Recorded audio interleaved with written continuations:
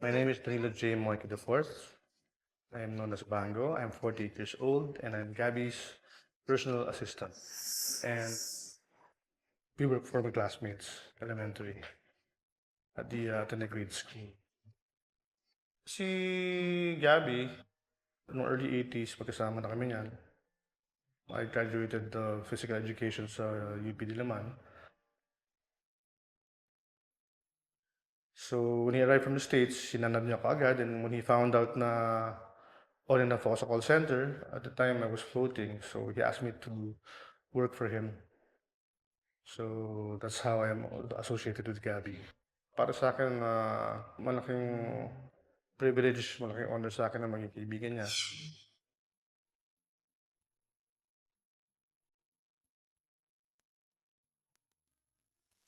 Well, as Gabby's personal day, this is how we start the day on a regular taping day. So, well, the night before pa lang, I make sure na natatawagan ko na or natatext ko na yung mga dapat kong i-text. Of course, first and foremost, si Gabby. I make sure na ma-relay ko sa kanya yung mga schedule. This is how I start my day as Gabby's PA. Yeah, this way, let's go. By the way, this is Gabby's house. It's his mom's house. Yeah, it's the veranda portion of the house where people relax. Normally, I have my own room here. This is where I dress up and everything. This way.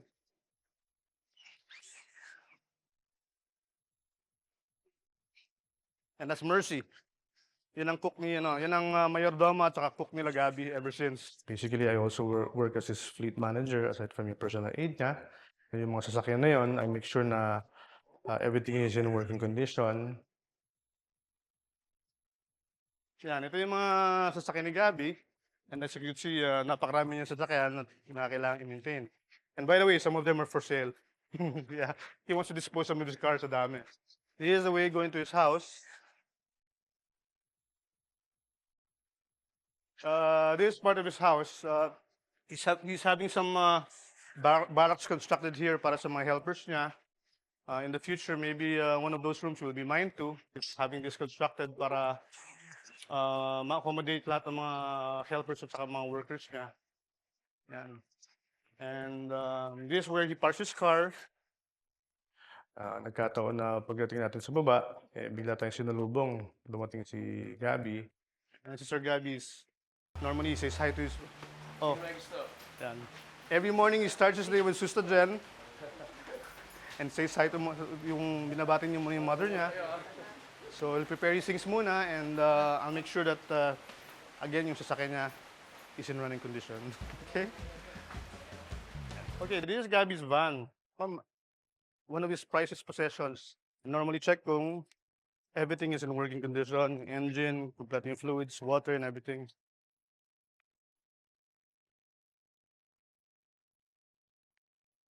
I'll show you a little portion slow. This way. Mahal naman niya yung road trip na yun kasi yung road trip na yun, yun ang parang bahay niya away from home. Kapag nag-taping siya, doon siya nananatili sa road trip na yun. Makita mo, meron siyang make sure na lahat ng mga gamit niya nakahanda. Diyan siya nagpapahinga. Yan, basta wala siyang take, he makes sure na he maximizes his rest so natutulog siya. Tapos lahat ng mga damit niya nandito. Meron din siyang banyo dito. Yes, his own bathroom. Mga damit. Yan.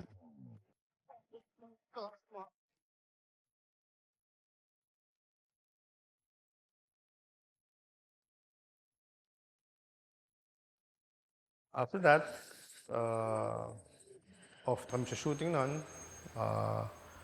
We went to yung first location niya, which is in Timog Avenue, sa may UAP office, sa may Scout Ralios.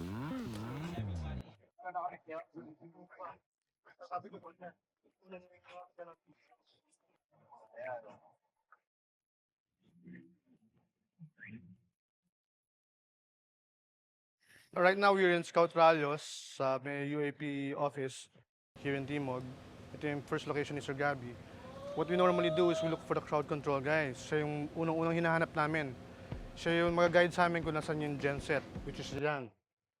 The genset is the one which provides power to all electricity. Just in case pag brownouts sa set, at least may genset siya. Yan ang hinahanap namin, diyan kami tatabi. So pag naka-park na namin yung van ni Sir Gabby, bubuksan namin to. Tapos meron siyang outlet. Okay. From this outlet, to make sure na it's closed kasi baka may mawala. Pina-plug namin dito. Plug goes here. As yung personal aid niya, I make sure na lahat ng mga kailangan niya, pangangailangan niya, na ibibigay sa kanya tulad nung pag kailangan ng kumain. Nahanda ko yung pagkain niya. Pagdating namin, sisiguraduhin ko na si Lily nandun para ma-makeup pa na siya agad. Si Miss Lily is ang makeup artist ni Sir Gabby. Dito niya mini-makeupan si itong van na to, dito silang dalawa nananatili pag start ng taping. Siya ang official makeup artist ni Sir Gabby. That's Lily. Yes, hello. Okay. Para pagdating ng stylist, pag sasabihin nila na mag-take na, at least hindi na kami natataranta. Everything's lahat maayos na. Ngayon mini-makeup pa na si Sir Gab kasi siya yung pinakaunang isa ng kukunan.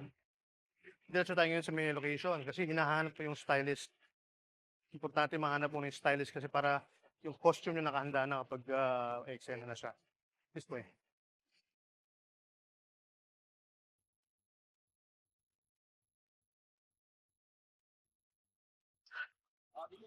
Si Michelle nandyan. Yan si Sir Nick. Mga production assistant. Sila yung pinaka, rito, kinaukulan. Sir Nick at saka si Miss Noan. I make sure na alam ko na kung nasan sila. Kasi sila lagi naghahanap sa artista. Ito na yung location.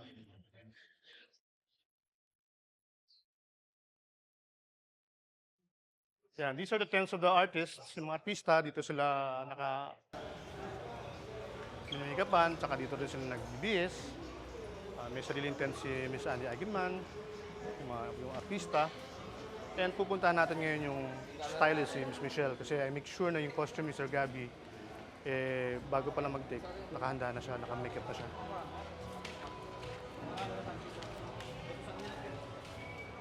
More tents.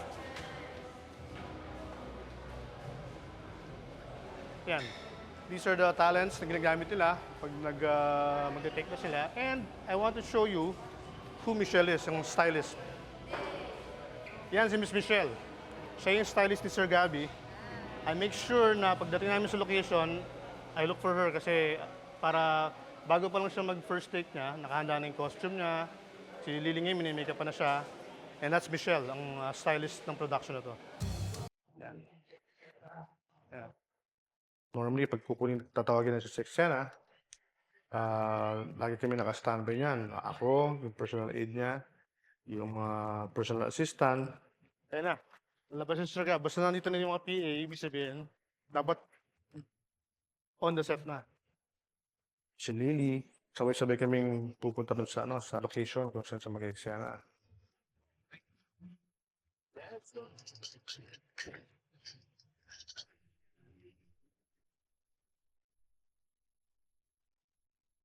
Ano may Amerikana pa? Amerikana. Good morning, boys. Ito magiging first scene niya ngayon. Sa may sila, facade sila.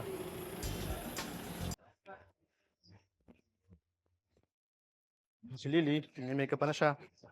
Ulit, parang retouch. Importante, habang nag-eksena siya, dapat sinisigurado namin na nandun kami. Nakapaligid kami para kung may kailangan siya, tulad na kailangan siya i-retouch.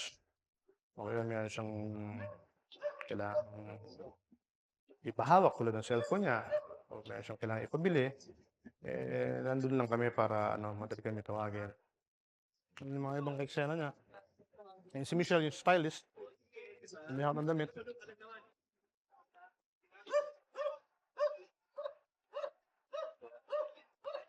Yan si Lilith at si Michelle, yan ang lagi niyang kasama sa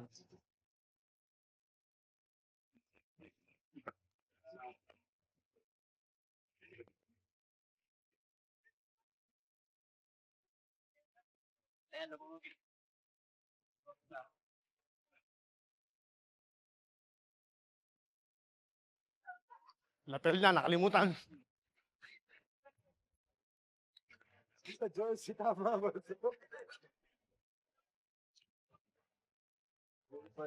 Ang reason daw niya, hinahanap si Miguel. Rafael, Ang dami po. Andrea, Teka lang, Gabby, kulang pa. pababa din ng car.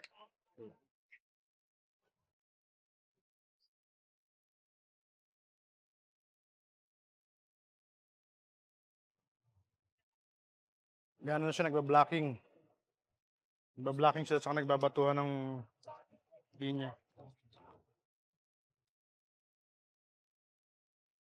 Kuya, excuse lang po. Okay, rehearsal. Rehearsal. 5, 4, dito. 5, Rehearsal 4, sila. dito. Pababa lang po ng konti. Okay, rehearsal and Yan si Lily, tinitingnan niya kung maganda yung tsura ni Sir Gab sa screen, sa monitor. Isa sa mga ginagawa niya. Yeah. Siyempre, makeup artist siya, tinitingnan niya kung maganda yung tsura ni Sir Gab sa screen. So, double check niya. cut, cut, cut. 5, 4, dito. Action! Okay, cut.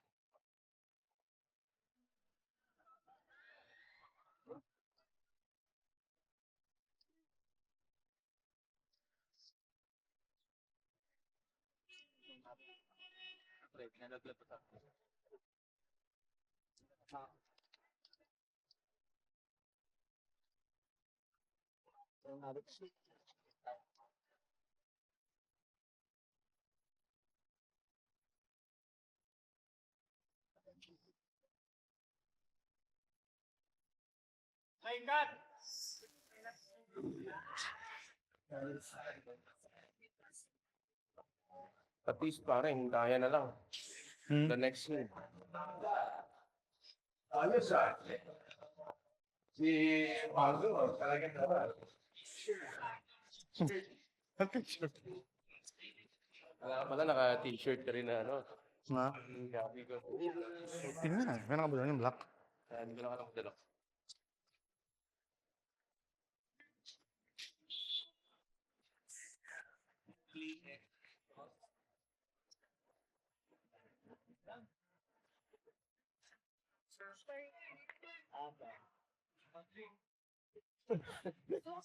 Mag-ano naman? Parade. Doon naman kami nag- Kasi may kasunod ka ngayon eh. Pwede nga kami. Ay, nakapala. Ito, ay, huwag kang kawin. Parang ko.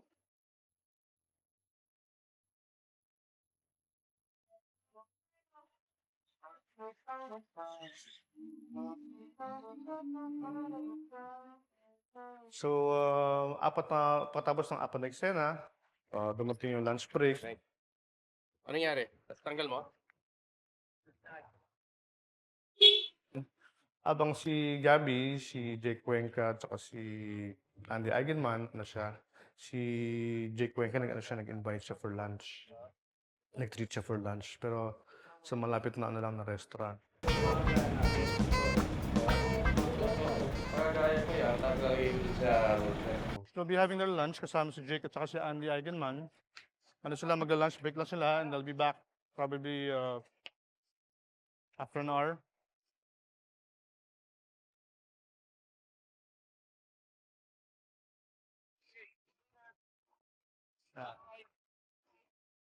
Lunch break lang sila. Lunch break na rin ako. May catering na nakahanda doon. Yan. So ako, as usual, pipila ako para sa pagkain ko.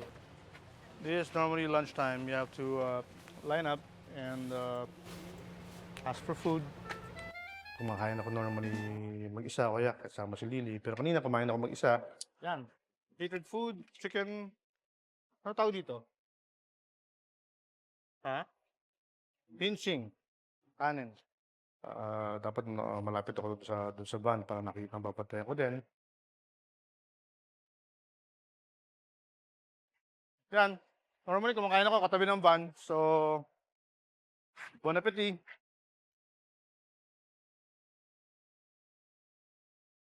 At least nakita ko yung van, no? I make sure that I see the van when I eat. Yeah. Habang nagla-lunch sila, ako ay nagkumain ako mag-isa. Pagkatapos nun, pagkakataon din yun para makapagpahinga. So nag-short nap ako sa loob ng van. So, normally kapag lunch break, si Sir Gab, walang ginagawa. Is either magpapahinga ako dito, or, yun nga, sabay kami magla-lunch ni Lily. So, at least, ito mga time na to, pwede ako magpahinga ng konti. Pero ano yung power nap lang yun, hindi talaga ako pwedeng matulog ng matagal kasi, yun nga, on ko lang kay Gabi. Dapat lagi akong aware sa mga nangyayari sa kanya. Right now, nag-lunch sila ni Jake Cuenca at ni Andy Agidman. So, ngayon, pwede rin ako magpahinga. And, yan. Medyo malungkot, pero I also make sure na makakatulog din ako kasi yung schedule ng artista very irregular yan. So, we have to also find time to rest pag ano rin sila. It's either lunch break or ano sila. Hindi sila kinukunan ng eksena. Hey, tulog muna ako.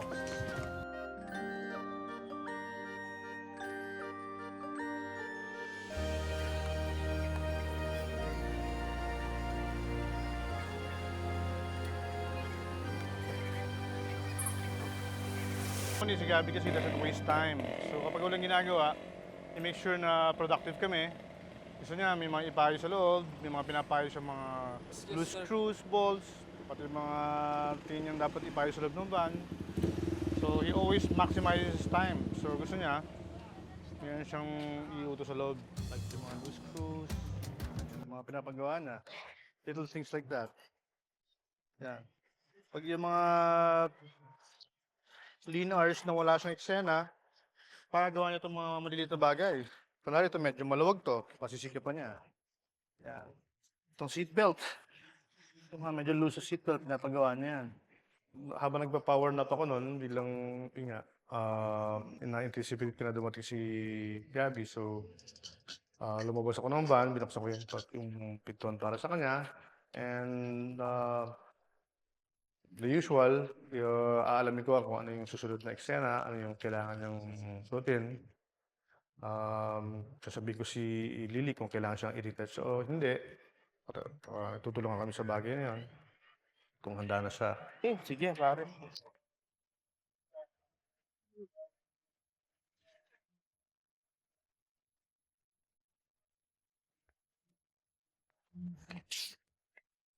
Nakaka-conscious ka na yung ganyan, no?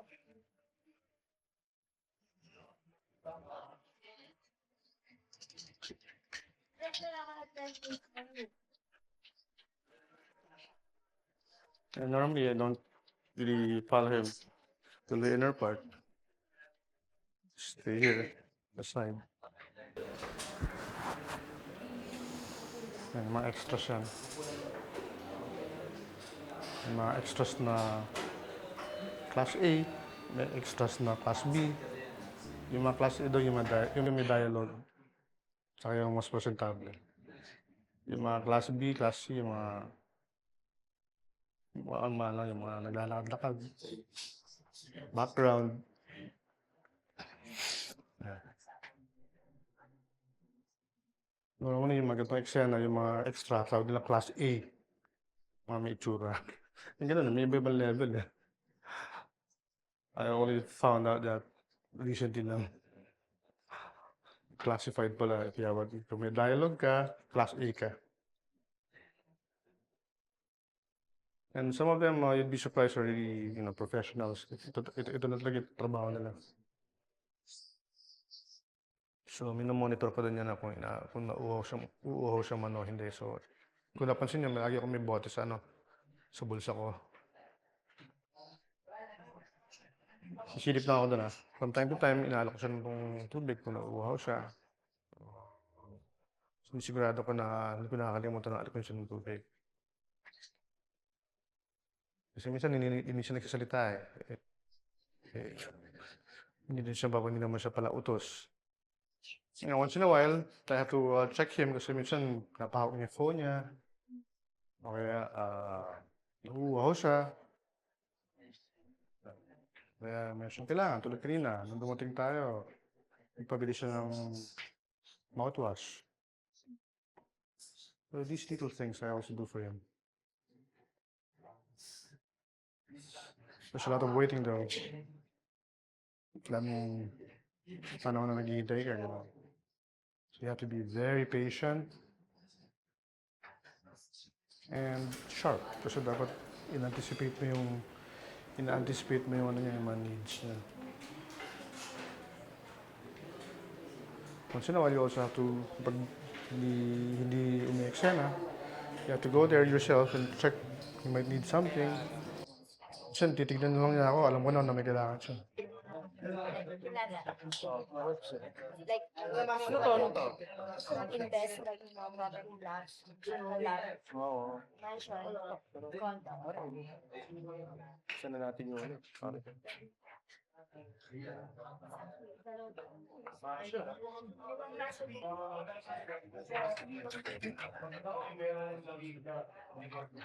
Pero, sige, natural din na lang. The wave comes in, it goes down. The tide takes it in.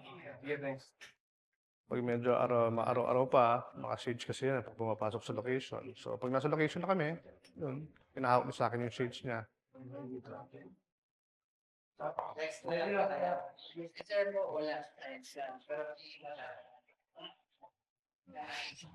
Uy! Pagkatapos ng eksena, yun, agad ko ibibigay agad sa kanya yung shades at saka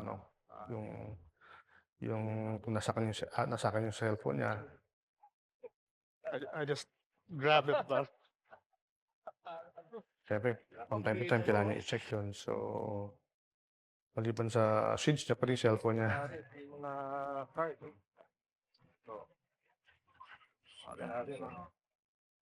Pare, thank ka. Grab shades mo.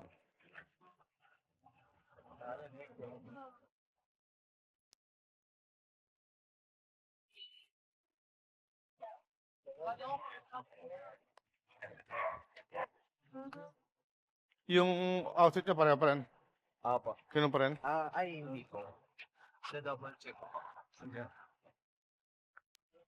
Next time po, makita ko na rin guys sa tele-tele sabi ko. Tayo. Okay, dati sa Dabaz. Dabaz ba yun? Ako yung isang meron lang. Ako yung isang hamak. Kuya Gabi. Kuya Gabi, sorry. Meron pa po palang isang sequence dito sa Tony's Bar, yung kay Paige. Opo, hintayin niyo na lang din po si Kuya Chris. On the way na po siya. Opo, sige pa. Thank you po. Itong buong araw na to, after ng mga 8 eksena, bale nakapirmi lang kami sa isang location, yung sa Timog, yung UAP office. Lahat ng mga eksena doon ginawa, isang lugar lang yon. So, pagdating ng mga alas 5, meron kaming kaibigan si Javi Mendieta. Best friend siya tsaka babata rin ni Gabi. Pinuntahan namin siya ng mga 5 o'clock para sunduin. Siya yung parang chief security namin para kay Gabi kasi magaling siya mag-martial arts at saka malaking tao siya. Mas feeling namin safe kapag kasama namin si Javi. Siya yung parang in charge sa security ni Gabi pagka may mga taping, may mga events. Teksan natin siya.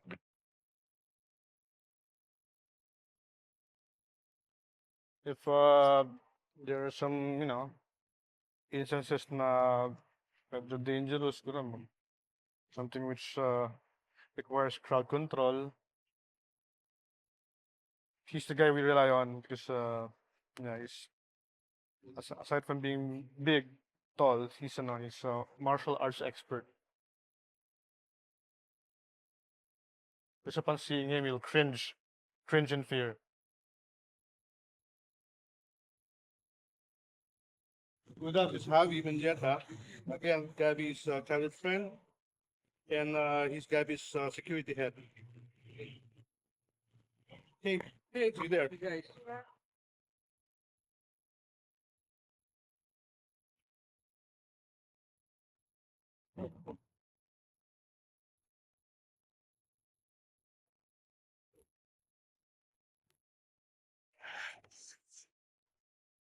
At bumalik kami sa may Timog.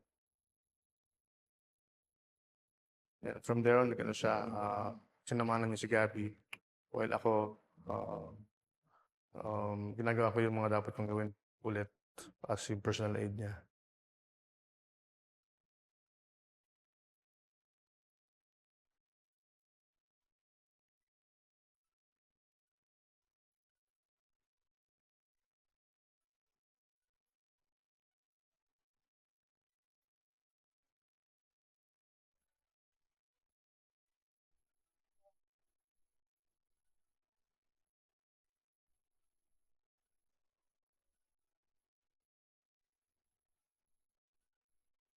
May mga, may mga areas na off limits na eh.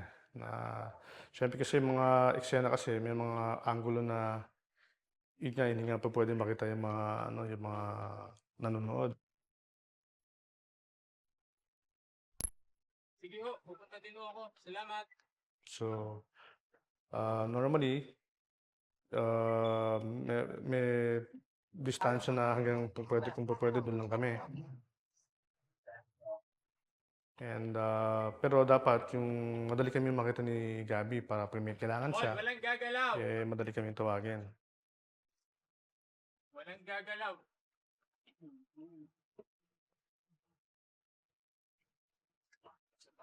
Sir, ayun na nga tayo. Out na muna dyan.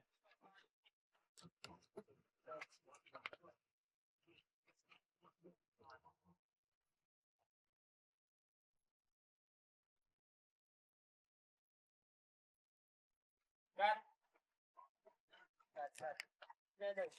Release! Release!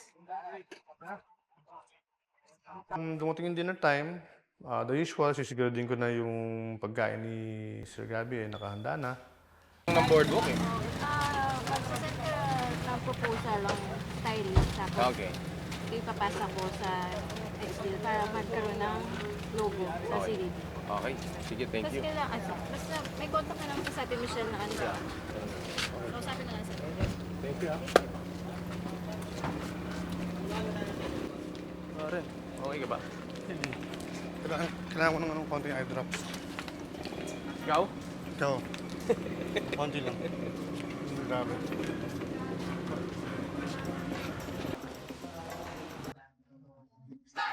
May pwede na eye drops. Oo.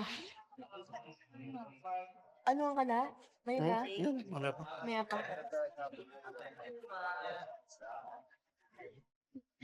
Pupunan ba uli? Pupunan ulit, Sir Daddy? Hindi, pero para mamaya. O siguro mamaya sa panay na lang sa panay na lang siya lagyan, ano? Oo. Sumura na Para lang. hindi sayang. Hindi, relax muna siya kasi pag sobrahan may irritate. Okay. Lalo.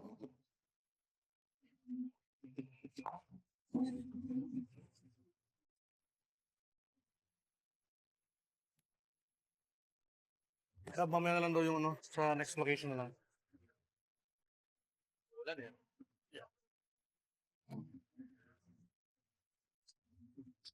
Okay, malamang ano tayo.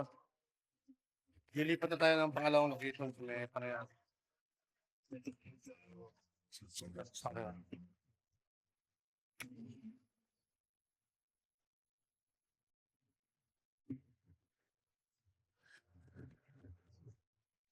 Dumating yung pinakahuling eksena niya na kailangan gamitin niya yung, ano, yung sasakyan.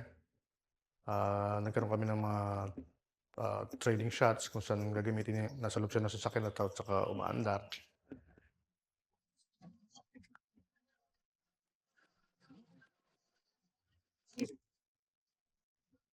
So,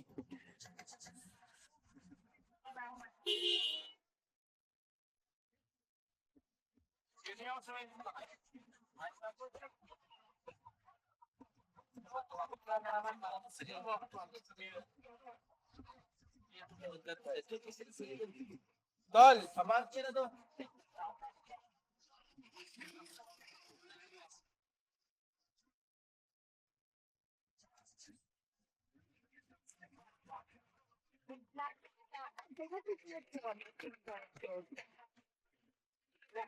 Sabi ko, babalik naman dito rin.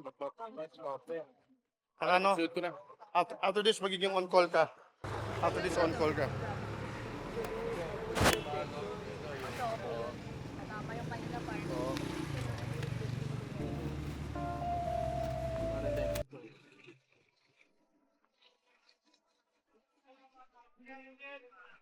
Yung pinakahuling eksena niya, nandun siya sa loob ng kotse kasama si Andy Agudman at kumuha sila ng yung trailer shots kasama sa kotse.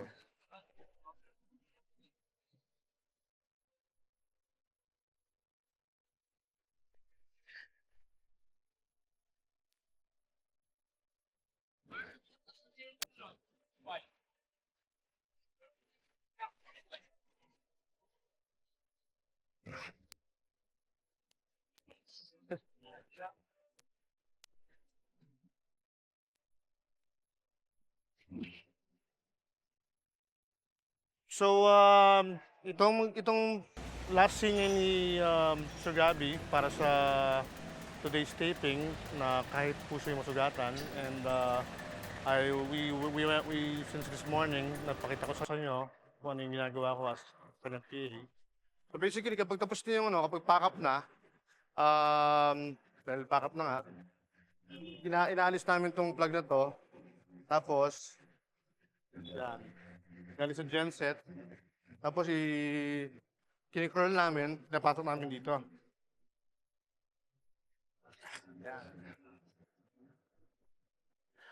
And doon nagwakas yung yung taping for today.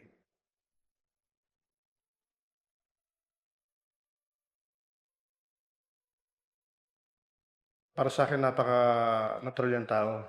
Napaka down to earth niya. Akala ng mga iba, Gabby Concepcion, Snab, Burgis, pero may pagmamalaki ko na yun ang kabaliktaran talaga na yung tunay na pagkatao niya. Napaka-open niya sa mga sa mga kaibigan niya, sa mga fans niya. Bilang artista, hindi siya yung mahihayin siya. Kahit paano gumagawa siya ng paraan para makausap niya sa mga tagahanga niya, mga kaibigan niya. And so, bilang kaibigan niya, masasabi kong tatagal pa akong gawin na kaibigan niya kasi ang turing namin sa isa't isa ay mahigit sa pamilya. Para kami magkapatid. Sa iyo pag ginhawa, through thick and thin, and nandun kami para sa isa't isa bilang mataring kaibigan.